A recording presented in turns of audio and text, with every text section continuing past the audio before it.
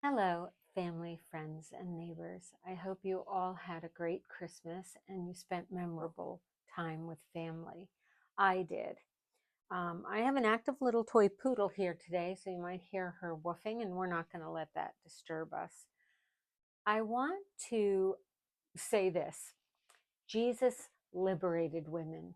He liberated women in his time, and he still liberates them today.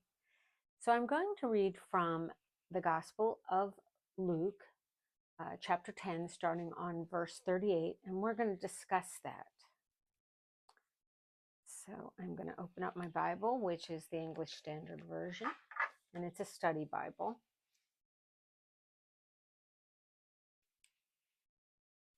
Now, as they went on their way, Jesus entered a village, and a woman named Martha welcomed him into her house. And she had a sister called Mary, who sat at the Lord's feet and listened to his teaching. Hold up, that might just sound kind of nice. It's not only kind of nice, it was completely unheard of. In fact, it's unheard of today in very Orthodox Jewish sects, such as the Hasidim. Women did not sit at the rabbi's feet. So here she is sitting at the rabbi's feet. She didn't ask permission, she just sat there. So there was something that Mary was reading about Jesus that was quite different than all the other rabbis she knew. But Martha was distracted with much serving, and she went up to him and said, Lord, do you not care that my sister has left me to serve alone? Tell her then to help me. But the Lord answered her, Martha, Martha, you are anxious and troubled about many things, but one thing is necessary. Mary has chosen the good portion, which will not be taken away from her. Jesus was not unsympathetic to Martha, who was working to serve his disciples and the people who had gathered at the house to hear him teach. But he said to her, one thing is required, and that is to see Jesus for who he was, the Messiah. And Mary did that. And it was so important to her that she sat down at the rabbi's feet. It was unheard of in those days. And she listened to his teaching.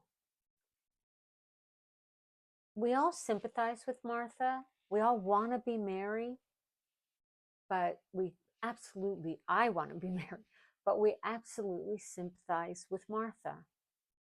However, in every Bible story I've discussed thus far, or in every incident I've offered up about whether we believe we're going into the tribulation or we're coming out of the millennial reign and we're in Satan's little season. It doesn't matter what we believe about that. Only one thing matters, that we know Jesus as Messiah, that he saved us from our sins. He saved all of mankind. He died once and for all. So this nice little story that I just read is so much more than that. Jesus literally defied the convention of his day, the complete understanding of what everyone believed a woman's place was. I'm not saying that the Jews did not honor their mothers and sisters. They did, and their wives. They did.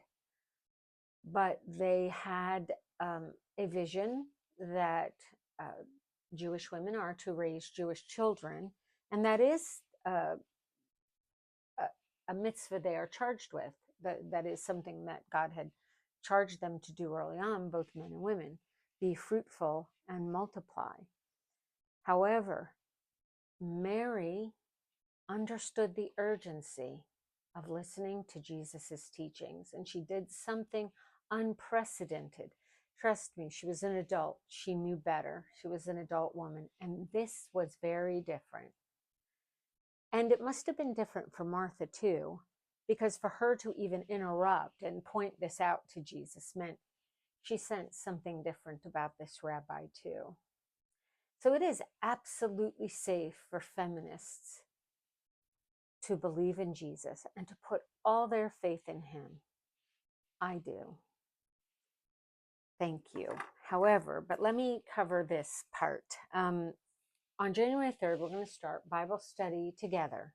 We're going to read the entire Bible in a year. I'm going to commit to recording daily.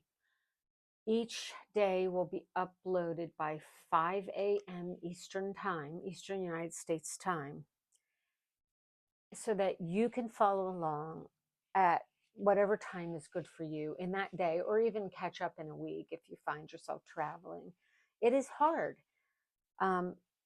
but it's going to be 15 minutes of reading and a little bit of discussion time where I'm going to exposit on what I understand from reading the Bible over throughout my lifetime and what I've learned by studying also the Torah and biblical commentary from biblical scholars.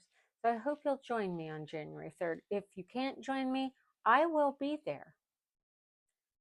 Thank you.